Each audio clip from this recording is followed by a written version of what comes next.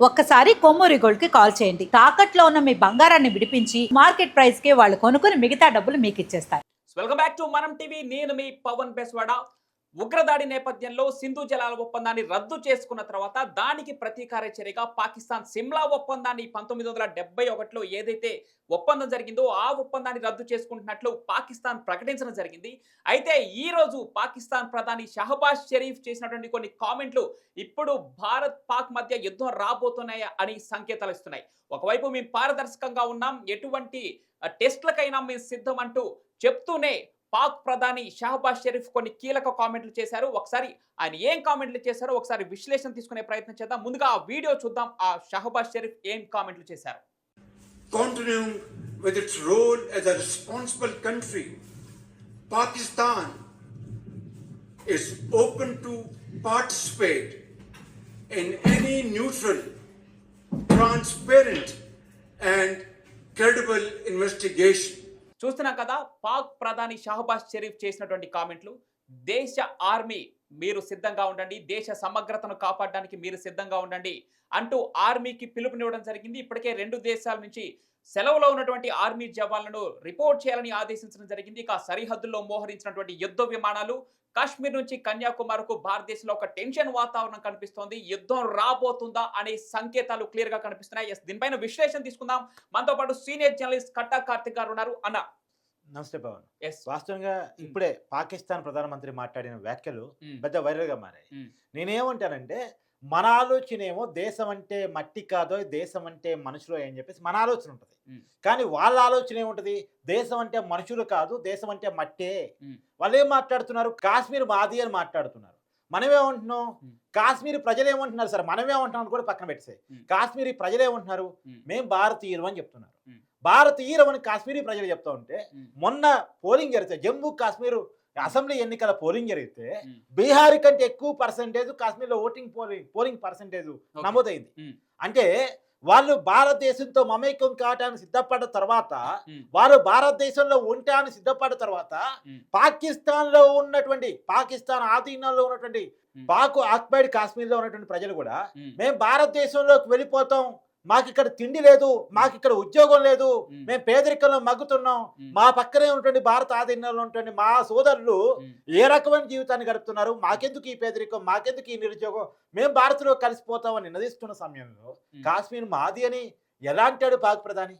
ఇప్పుడు మేము ఎక్కడుండాలనేది ప్రజలు డిసైడ్ చేసుకుంటారు. సహజంగా ప్రజల నుంచి ఏమైనా డిమాండ్ వస్తే ఎవరన్నా దాంట్లో సహేతుకు ఉందేమో ఆలోచించాలి. కానీ ప్రజలు చాలా క్లియర్గా ఇంకోటి కూడా, మనకి ఇండిపెండెన్స్, పాకిస్తాన్కి ఇండిపెండెన్స్ ఒకేసారి వచ్చింది. ఒకేసారి వచ్చినప్పుడు కాశ్మీర్ సపరేట్ సంస్థానంగా ఉంది. కాశ్మీర్ సంస్థానాన్ని పరిపాలిస్తున్న రాజు చాలా క్లియర్ గా భారతదేశంతో కలవటానికి ఒప్పుకున్నాడు. ఆ రోజు జరిగింది ఏంటంటే, పాకిస్తాన్ చాలా భాగం కాశ్మీర్ ఆక్రమించుకుని ఆ రోజుకి. కానీ కాశ్మీర్ రాజు భారతదేశంలో కాశ్మీర్ని కలిపాడు. కలిపిన తర్వాత పాకిస్తాన్ ఆక్యుపై చేసుకున్నటువంటి కాశ్మీర్ని మన సైన్యాలు దాదాపుగా తిప్పికొట్టాయి. ఎక్కడి వరకు తిప్పికొట్టాయి, ఈ పిఓకే పాక్ ఆక్యుపైడ్ కాశ్మీర్ భూభాగం వరకు తిప్పికొట్టాయి. ఇది కూడా ఆక్యుపై చేసుకునే వాళ్ళు మన సైన్యాలు. కాబట్టి అప్పుడు మన ప్రధానిగా ఉన్నటువంటి నెహ్రూ గారు, మన మొట్టమొదటి ప్రధాని, ఆయన అతి మంచితనానికి పోయి శాంతి అని ఒక సందేశాన్ని బోధించి, ఇగొద్దు ఇంతకన్నా ఎక్కువ వెళ్ళొద్దు అని చెప్పేసి ఒక బోర్డర్ గీసి, ఎందుకు యుద్ధం అనవసరం మనకి చెప్పేసి ఆయన ఆపాడు. అప్పుడు మిలిటరీ సైన్యాలు చెప్పాయి, సరే ఇది మన భూభాగం కదా, మనకి కాశ్మీర్ రాజు గతంలో కూడా చరిత్రలో మన భూభాగం ఇది, కాశ్మీర్ రాజు కూడా మనకు కలిపిన తర్వాత మనం ఎందుకు ఆక్యుపై చేసుకోకూడదు, మాకు కొద్ది రోజులు టైం ఇవ్వండి, దీన్ని కూడా మన చేతిలో తీసుకొస్తామంటే, అప్పుడు లేదు వద్దు అని చెప్పేసి నెహ్రూ గారు ఆపబట్టి పిఓకే అనేది వాళ్ళ చేతిలో ఉంది. లేకపోతే ఆ భూభాగం కూడా మందే, చరిత్రలో కూడా ఆ భూభాగం మందే. కాశ్మీర్ మన తలకాయ లాంటిది, వాళ్ళ నరం లాంటిదని చెప్పేసి వాళ్ళు పిచ్చి మాటలు మాట్లాడుతున్నారు. కానీ కాశ్మీర్ మన తలకాయ, మన భూభాగం. నేను అంటున్నాను, మీరంతా కూడా చలో కాశ్మీర్ టూరిజం చాలా బాగుంటది, ఖచ్చితంగా వెళ్ళండి. మొన్నేది అనుకోకుండా జరిగిన ప్రమాదం జరిగింది, కానీ మన భారత సైన్యాలు పూర్తి సెక్యూరిటీ ఇస్తున్నాయి. కొన్ని దశాబ్దాలుగా ఎలాంటి ప్రమాదం లేదు, రాబోదు. ఇప్పుడు మళ్ళా టైట్ సెక్యూరిటీ ఇస్తున్నాయి. ఖచ్చితంగా మనంతా కాశ్మీర్ వెళ్ళి తీరాల్సిందే. కాశ్మీర్ మనది.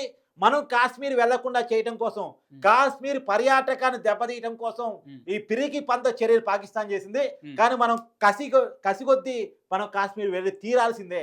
కాశ్మీర్ మనది. మళ్ళీ చెప్తున్నాను. ఇంకోటి, వాళ్ళు యుద్ధానికి రెడీ అయినట్టు కనపడుతోంది చాలా క్లియర్. మన సైనికులు కూడా సెలవులు రద్దు చేస్తాం. అవును. అందరినీ కూడా వచ్చి డ్యూటీలో జాయిన్ కమ్మన్నాం మన జవాన్లను కూడా. అవును. ఇప్పటికీ మనకున్న రిజర్వ్ ఫోర్స్ ఉమ్. 1.4 ఏదైతే రెడీగా ఉన్నారు జవాన్లు, ఓకే. 1.4 మిలియన్ జవాన్లు రెడీగా ఉన్నారు యుద్ధానికి. 4,000 పైగా యుద్ధ ట్యాంకర్లు రెడీగా ఉన్నాయి యుద్ధానికి. తర్వాత వాళ్ళ వైపు నుంచి చూసినప్పుడు వాళ్ళు కేవలం 6 లక్షల మంది జవాన్లు మాత్రమే వాళ్ళకున్నారు. కానీ మనకి డబల్ ఉన్నారు, డబల్ కంటే ఎక్కువే ఉన్నారు. ఇంకా 1.4 మిలియన్ కాకుండా కూడా రిజర్వ్ గా అంటే నెక్స్ట్ వీళ్ళ సబ్స్టిట్యూట్ కూడా 1.1 మిలియన్ ఉన్నారు. అంటే ఈ రకంగా చూసినప్పుడు 2.5 మిలియన్ జవాన్లు మనకు ఉన్నారు, రెడీగా ఉన్నారు. ఇది మనకున్న బలగం. మనకి 4,000 యుద్ధ ట్యాంకులు ఉంటే వాళ్ళకి 2,000 యుద్ధ ట్యాంకులు మాత్రమే ఉన్నాయి. 4,500 కరెక్ట్ గా చెప్పాలంటే మనకున్న యుద్ధ ట్యాంకులు, వాళ్ళకి 2,000 మాత్రమే ఉన్నాయి.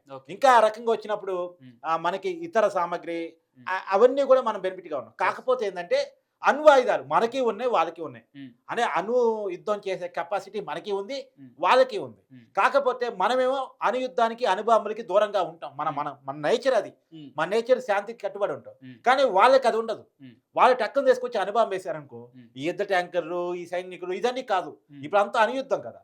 2 ప్రభావం ఉన్నటువంటి దేశాలు, అణుయుద్ధం చేయగల కెపాసిటీ ఉన్న దేశాలు యుద్ధం చేస్తే అది ప్రపంచానికి తీవ్ర నష్టం. కాబట్టి ఆ రకంగా చూసినప్పుడు పాకిస్తాన్ ఏమన్నా అలాంటి ఆలోచన ఏమైనా చేస్తుందా అనేది ఒకసారి మనం గమనించాల్సింది. రెండోది వాళ్ళు గెరిల్లా యుద్ధ తంత్రాలు కొద్దిగా వాళ్ళ సైనికులకు అలవాటు. సో కాబట్టి ఆ రకమైన పాజిటివ్స్ వాళ్ళకు ఉన్నాయి. కానీ ఏది ఏమైనా ఏ రకంగా చూసినా సరే మనకున్న సామర్థ్యం వాళ్ళకి లేదు. ఇంకోటి వాళ్ళ యుద్ధాన్ని ఎక్కువ కాలం కంటిన్యూ చేయలేరు. ఎందుకంటే పాకిస్తాన్ కడుపు ఎదుర్కొని ఉంది. ఎక్కువ ఇన్వెస్ట్మెంట్ చేసే యుద్ధం అనేది చాలా ఖర్చుతో కూడింది, చాలా అంటే చాలా ఖర్చుతో కూడింది. తక్కువ తీసిపోయి ఒక అనుభవం వేస్తే చెప్పలేములే. కానీ పద్ధతిగా యుద్ధం చేయాలంటే మాత్రం పాకిస్తాన్ చేసే కెపాసిటీ ఉన్న దేశం కాదు. ఆ దేశానికి ఆ స్థాయి లేదు. ఆ దేశంలో ప్రజలకు తిండి పెట్టే స్థాయే పాకిస్తాన్ లేదు. పాకిస్తాన్ ఏదైనా చేయదలుచుకుంటే ఏ ప్రజలైతే వాళ్ళకి వ్యతిరేకంగా పోరాటం చేస్తున్నారు, ఇప్పుడు నువ్వు ఏ ప్రధానమంత్రి అయితే చూపించావో ఆ ప్రధానమంత్రి వద్దు, ఆ ప్రధానమంత్రి అవినీతి పరుడు, ఆ ప్రధానమంత్రి జైల్లో ఉండాలని చెప్పి పాకిస్తాన్ ప్రజలు డిమాండ్ చేస్తా ఉన్నారు. కాబట్టి వాళ్ళ దుస్థితిని మరచడం కోసం, వాళ్ళు పాకిస్తానీ అని ఒక సెంటిమెంట్ని క్రియేట్ చేయడం కోసం భారత్ మీద వ్యతిరేకత సహజంగా వాళ్ళకి నేర్పారు. కాబట్టి దాన్ని క్యాచ్ చేసుకోవటం ద్వారా మళ్ళీ ఎక్కువ కాలం అధికారం ఉండటం కోసం, తను జైలుకు పోకుండా కాపాడుకోవడం కోసం, తన ఇంటి మీద దాడి జరగకుండా చూసుకోవడం కోసం, ఏదో బంగ్లాదేశ్ ప్రధాని ఇంటి మీద దాడి జరిగింది కదా, బంగ్లాదేశ్ ప్రధాని షేక్ హసీనా పైన ఎట్లయితే దాడి జరిగిందో ఇతని మీద కూడా అదే రకమైన దాడి. ఎందుకంటే పేదరికంలో ప్రజలు ఉన్నప్పుడు, నిరుద్యోగంలో ప్రజలు ఉన్నప్పుడు ఆ వేవ్ ఆఫ్ మూమెంట్ ఎలా ఉంటుందని చెప్పలేం. ఆ మూమెంట్కి నాయకుడు ఎవరు, నాయకత్వం ఎవరు అనే దాన్ని బట్టి ఆ మూమెంట్ కానీ టెర్రరిస్టుల చేతిలోకి వెళ్ళిపోయింది అనుకో, అదే దేశానికి పాకిస్తాన్కి నష్టం. కానీ ఆ పరిస్థితుల్లో నుంచి జొజ్జర కొట్టడం కోసం భారతదేశం మీద యుద్ధం సిద్ధం అని చెప్తున్నారు. కానీ పాకిస్తాన్ యుద్ధం అంటూ చేస్తే మాత్రం ఎక్కువ కాలం నిలవలేదు. ఇక్కడ లష్కరే తోయిబా ఉన్నటువంటి హఫీజ్ సయ్యద్ ఆ వ్యాఖ్యలు చేయడం చూసాం. సింధు జలాల మీద మాకు పూర్తి హక్కులు ఉన్నాయని. ఆ తర్వాత ఆర్మీ చీఫ్ మునీర్ చేయడం చూసాం. ఆ తర్వాత ఇప్పుడు పాకిస్తాన్ ప్రధాని మీడియా ముందుకొచ్చి ఏకంగా సింధు జలాలపై మాకు పూర్తి హక్కులు ఉన్నాయని, కాశ్మీర్ మా జీవనానంటూ చేసిన కొన్ని వ్యాఖ్యలు ఇప్పుడు భారత్ పాక్ యుద్ధం ఖచ్చితంగా రాబోతుంది అనే సంకేతాలు ఇస్తున్నాయి. ఈ నేపథ్యంలోనే యుద్ధ విమానాలు, ఆర్మీ జవాన్లు 2 సరిహద్దుల మధ్య ఉద్రిక్తత వాతావరణాన్ని కనిపిస్తుంది. ఏ దిశగా అడుగులు పడబోతున్నాయి అనే టెన్షన్ నెలకొంది ప్రపంచవ్యాప్తంగా. చూడాలి.